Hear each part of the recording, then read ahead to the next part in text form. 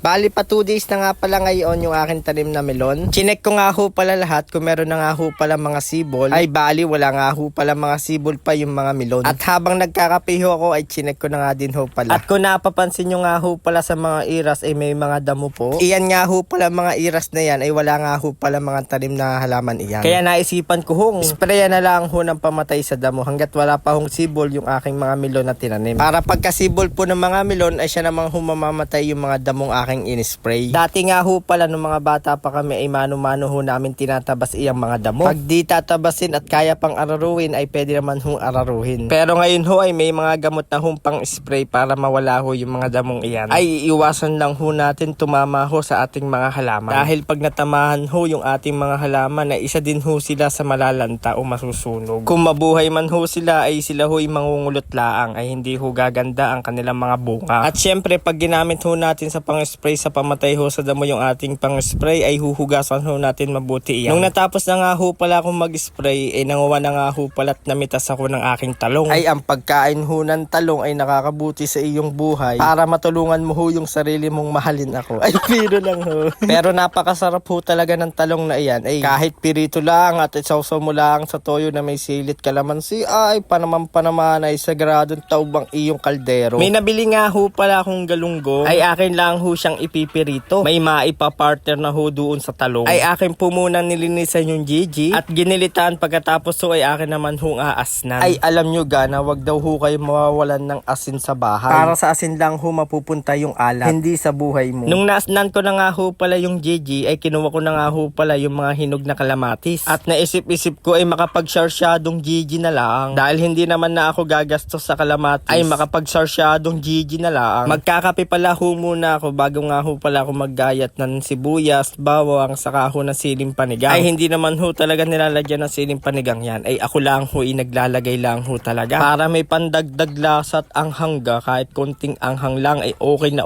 ho yun. Ay alam nyo ga ay napakasarap ho magsarsyado. Ay paniguradong sasaya ang buhay mo lalo na't pag ako yung pinili mo maging asawa. Biro lang ho. Bali maganda nga ho pala yung araw ngayon kasing ganda nga ho pala ng gising mo.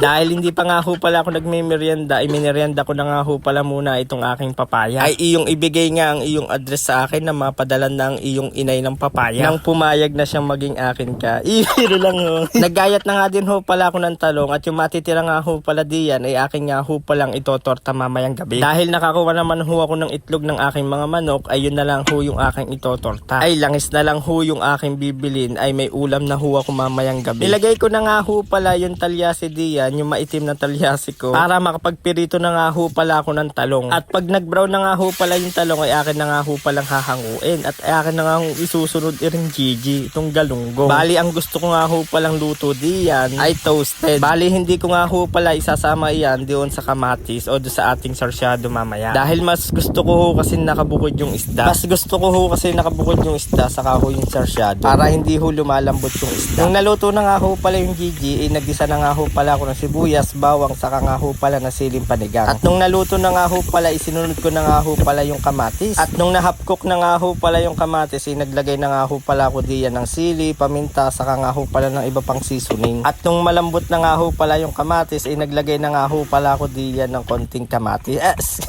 Ng tubig. At nung kumulo na nga ho pala, naglagay na nga ho pala ako diyan ng itlog ng manok ko. Kaya nakalibre na naman ho tayo ng itlog, kamatis, saka ho ng sili, saka ho ng talong pala. At nung kumulo na nga ho pala, inango ko na nga ho pala yun. Kain ho tayo mga katrops, kape na din. Ang tanghalian ko nga ho pala din sa farm. Sarsyadong galunggong, saka nga ho pala piritong talong. Simpleng ulam sa bukid, pero makakapagpataob ng kanin, ng kaldero. Kahit simpleng ulam nga lang pala din sa bukid, pag ganitong view talaga makikita mo ay mapapasarap po talaga yung kanin.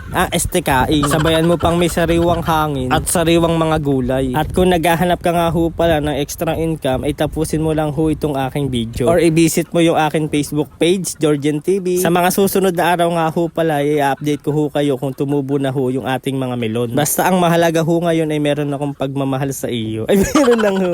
Maraming salamat ho sa inyo mga katrops. Love.